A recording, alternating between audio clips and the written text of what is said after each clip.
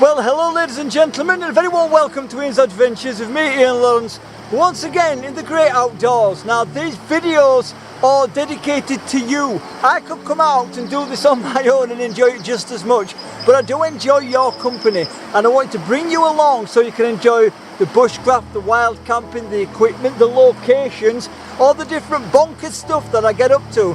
And while you're here, if you like what you see, please comment below. Don't forget to like, share and subscribe, and I'll see you on all my videos. Now go down below and look and you'll see a bell. If you really like what I'm doing, then just hit the bell and you'll get notifications when new videos come up. Alright guys, see you in a bit. Thanks for thanks for stopping by. See you in a bit. Bye for now. Well, hello ladies and gentlemen, and a very warm welcome to Ian's Adventures. On this occasion, just off Street Lane on Coley Lane at Wentworth, and we're going to head out across the top ridge just here.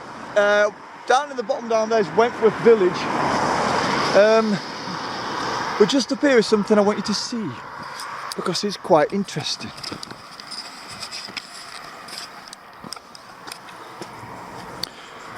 This here, I think I've mentioned it before to be honest, is a little obelisk thing, and it's got a little indentation in the top which is now full of water. But back during the plague, people used to bring goods to this point at Wentworth and leave goods, and people would leave the money there in the water, believing that the water would wash away the plague from the money.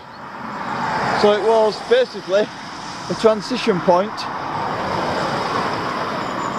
on the top of the hill at Wentworth on Coley Lane. And the footpath is going to take us down here. Now there is a reason for the video. Now there's no to say that this video is going to work out totally. We're going to get the walk, which is really nice up here at Wentworth. But the reason I've come to Wentworth is because there's a lot of oak trees and such like, and I'm looking for a hard wood. Now as you'll notice on my videos, I use my fire steel quite a lot, and a lot of people will turn around and say, well, why don't you just use a lighter? It's just practice. I could take a lighter, I could take a box of matches, I could take what I wanted, but by using the fire steel, ferrocerium rod, it gives me practice in case I do need to use it for whatever reason, if I'm in a bad situation. So that's why I use it a lot. Alright, apart from that, it stops being boring. Anybody can pull a lighter out and start a fire, can't they? Bow drill, now that's another monster. I'm holding off on bow drill.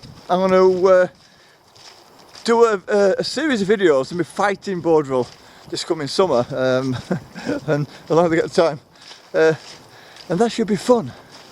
But today we're looking for a piece of wood which I can shape. I ain't got my axe, I've just got my knife and some my tool roll. I'm going to shape the piece of wood so that I can create a sort of tinder plate with I'll show you how you're supposed to, or one of the methods of using the fire steel ferrocerium rod, which most people use, but there's another way of doing it. But the problem is when you put force down onto the ground, it tends to knock all your tinder all over the place, and that's the method I like to use most. It just feels more controlled. So by having a base plate and a little indentation for your tinder, something to put your end of your ferrocerium rod in, etc, etc, it gives you, which way should we go? Oh, it's in this. How cool is that? Oh, let's go over and I'll tell you a story. I'm sorry, my videos are set up in all kinds of different directions. Let's have a look at this while we're here. I think we've covered it before, but it was a good while ago. Now this is called Needle's Eye. Now two people in Wentworth once had a bet, can't remember who they were, that the guy couldn't get a horse and cart through the eye of a needle. So he actually came up here to this point and built this humongous needle, and that's the eye. You can see, I don't know if you can see, I've got no zoom on here, but there's an indentation or a gap. It's like a fire stop that goes all the way down through there into Wentworth, and the other direction all the way down into a distance. So this technically at one point would have been like a track or a road or a right of way. So he did this in order to show that he could get a horse and cart or trap through the eye of a needle, and he won his bet. Wonderful, isn't it? Anyway, coming back to it, going back to it. Sorry, I'm up here. As I do, I tend to wander off a little bit there.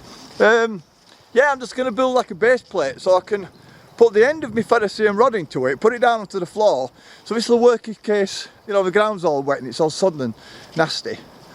I can put my tinder, I can create my tinder with fine stuff into one little divot, and then behind it would be the rest of my, I don't know, silver birch, whatever it is, my rest of my tinder. So that when I hit it, the spark hits the other divot with the powder in, and then it goes on to burn, and then I can lift the little base plate up and empty it onto the fire. So, and this is something, if it works, this is something that maybe some of you guys would like to make. And you could put it, it's only going to be small, so you could either put it on a little lanyard around your neck, or you could put it with your fire starting kit. And then obviously it's a prerequisite that if you're out and about and you've only got your ferrocerium rod and you're having problems because everything's wet through and you can't find any way to sort of put your tinder down, then you could possibly make one while you're out and about. It's all practice. So I'm going to get off and stop talking at you, and we're going to head down to the woods in the distance. This beautiful place called Wentworth. You can just see the top of the church right over there. Beautiful place. Okay, everything's very muddy. It's really muddy out there in that field. Had a lot of rain, haven't we? After all, we're all living in England. But this little path that I'm on now is a very old path, and it runs from the top of the hill up there. Some walkers walking across the top of the hill, and it goes down here to the edge of this wood, and then there's a right of way that runs all the way through the wood, but there's no signs for it or anything. And what you tend to find, I'm not saying this landowner has, but a lot of landowners just seem to forget. Whoopsie, forget that there's a path there, and will either overplow it, or they'll just remove the signs, or they'll fence over, because it's basically, it's not a greed thing, because they're not really gaining much. It just makes their job easier, because otherwise they're having to adhere to public footpaths. So it's important that we keep using them, and just keep stamping them out and making sure that the signs of them are still there. Alright, so I'm going to go through here now, am I?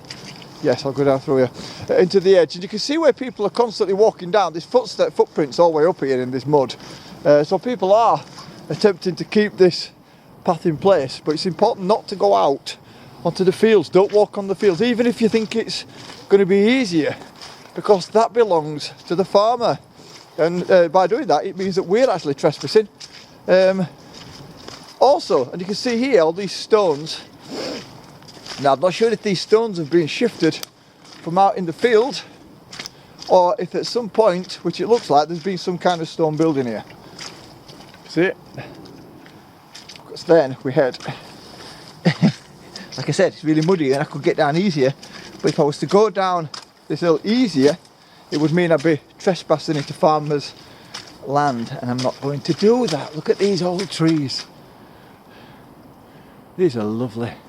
And around this area I went with some amazing history and amazing trees, very old locations. I would advise people to come to Wentworth and have a look around, put it on your to-do list. There's also Wentworth House, which is a huge house. There's all pheasants down here, by the way. There's a little pheasant trotting off down the side of that field just there. Sorry, pheasant. So here we are, and you can see the path heading through the wood. It's the right of way. There's been no signs of a public footpath all the way down this route. There's nothing that guides me in here. It's only because I know the area that I know it's even here. Okay, so if you want to see the history of a place, you don't have to look too far away from a tree, because a tree, as in stones and rocks, will hold memories, and this is where people have put love arts, etc., of romances, etc., from the local area. Lots of love arts there, look. Very, very nice. And you'll find that on dominant trees as you walk through these old woodlands. Some over here on that tree as well. I love all like that. Some people call it vandalism. I don't. I call it history. Right, so I've come across a line of oak down here, and anybody who knows me knows I won't go trimming off of trees. Now this is the bag that I'm using at the minute. It's an old Second World War. It looks like a munitions bag or something like that. So I don't go taking my rucksack everywhere I go. And inside there, it's got my tool roll.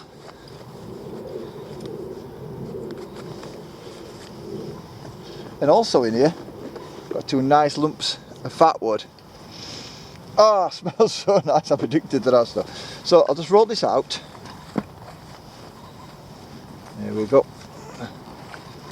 So what I want to do here is I'm just going to take some of this wood that's been trimmed back. Alright. From here. Because it looks rotten through, but it's not. Okay. Let's have a look. It's not rotten through. It's just damp. So what I'm going to do is I'm going to cut about there down, and then I'm going to chisel upwards. Okay. Love my Laplander.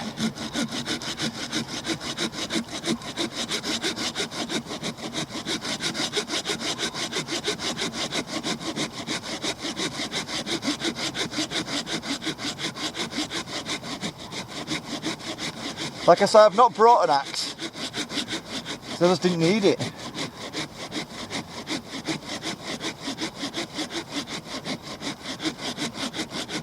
I can hear the wood sound changing as I'm going through. I can see the wood getting lighter as the damp starts to dissipate away. So I've gone through to that depth. One of the reasons I'm going to chisel up from this end now.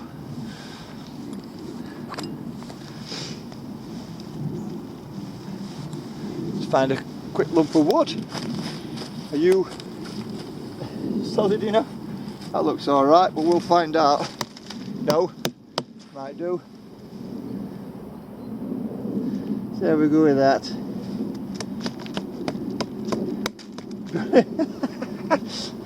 That's not looking crazy.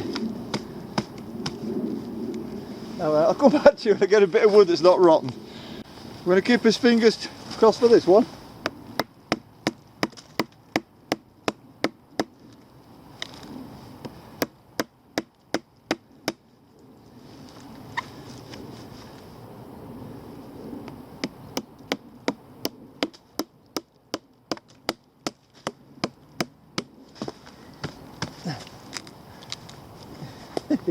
No, that piece of wood just died as well.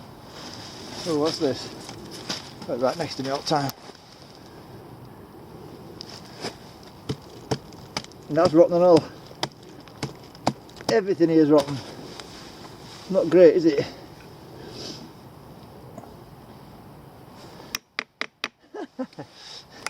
Hang on. Right, it's coming off in these little splinters. But at least it means I'm getting into it anyway. It's just drier stuff inside I'm after. All this in here.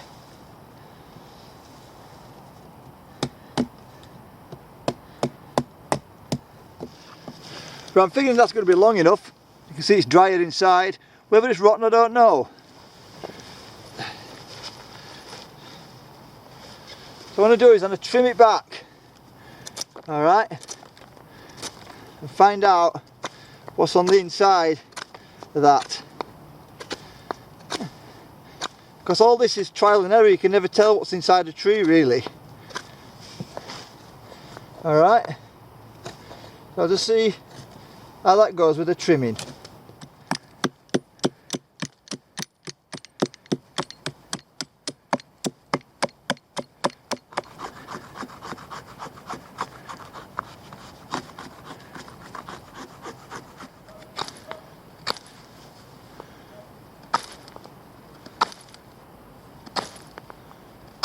It's strange that the one place where I got the wood from has now become my workbench.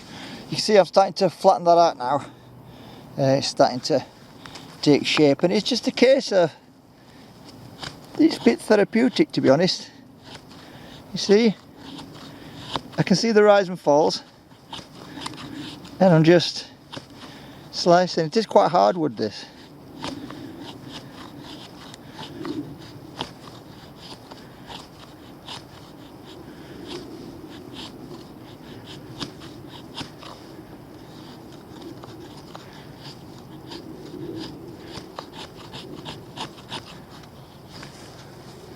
So I just keep looking down it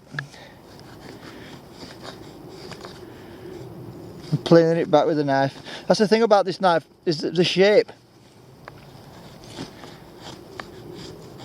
The convex edge gives me the ability to work in.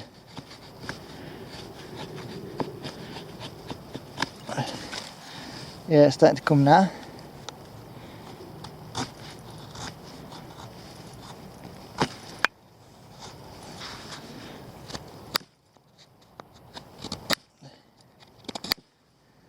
We're getting there, slowly, slowly, not rushing. It's taking off them little, be careful I don't dig in too far, take too much off. Trying to flatten that wood off, and it's flat on that side. It's very, very not flat on, well, it's not very, very not flat, but it's slightly not flat on that side. So all I'm doing is I'm slowly, slowly working away at taking that off, and it is coming off.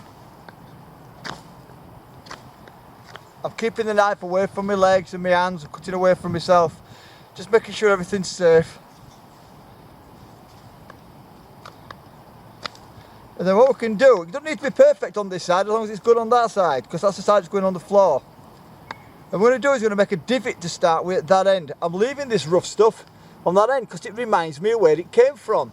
If I wanted a lovely perfect piece of wood, I'd go and get some from a hardware shop. This has got it's got an adventure behind it. So I'm going to make a divot first of all there for my fire steel. He says, trying to find it, which is ironically got an oak top. So I need to look at the size of this fire steel, which is just there. I need to make sure it's far enough in so it's not going to flip off at this end. So it needs to be there, so I can use the fire steel really to make a slight mark. I'll put that behind me. And now I'm going to use the crook knife, not a hook knife. A hook knife goes all the way over. A crook knife just goes partially the way over. And I'm going to make a slight indentation just there. Be very careful. And I want the angle to be right in here. Always be very careful with the knives, people, because it won't take any... I don't like the feeling of being cut. So I'm always very, very careful with knives.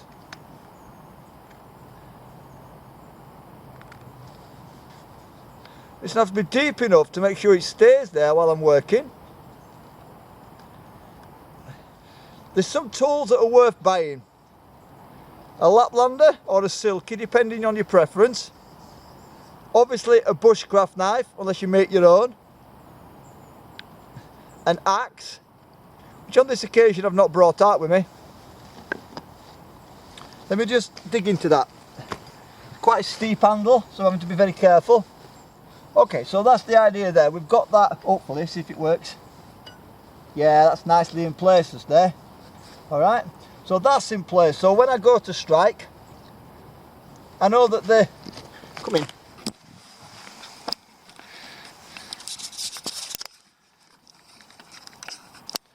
I know it's still not very close, but at least I know that then that is in place when I come to use.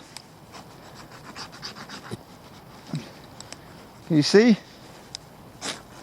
Do you get me? So it's there, it's planted, it's not slipping all over the place. It's where I want it to be. And I can get some of that stuff there and hit it, and then it's going to do the desired job. So we've got that little indentation just there. Then just after it, very, very slightly after it, I want to make a deeper indentation, but allowing that still to hold in there to put all the dust in from whatever it is I'm using for tinder. I'll bring you back when I've done that. Right, so that's done. So if you can see, you've got the small divot there for the fire steel, and then there's a slight crescent in there, and then there is a larger area to put, for example, the fatwood dust or the dust from the silver birch or what anything is you're using. And here we're going to make a larger area in order to be able to put your tinder in. So once you've got it and it's burning, all you've got to do is lift that up and that flame will go into the rest of it. So upward and onward.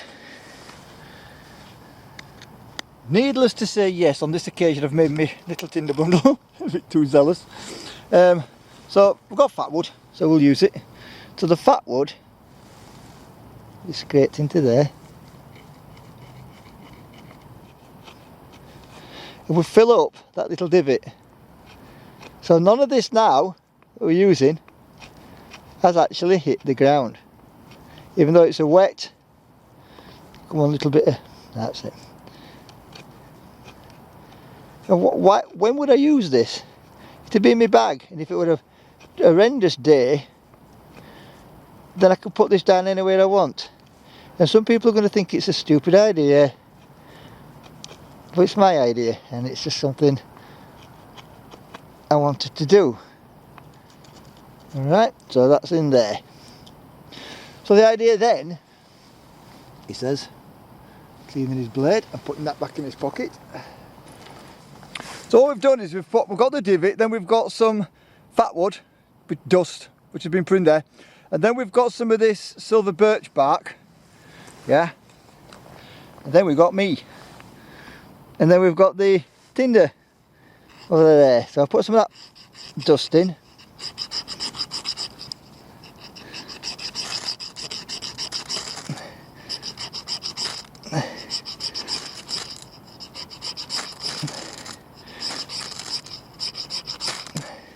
There you go. So what I've done is I've fired the spark into that second divot, then I've picked that up, it gets the rest burning, and then I'm in control of that straight away. Does that make sense?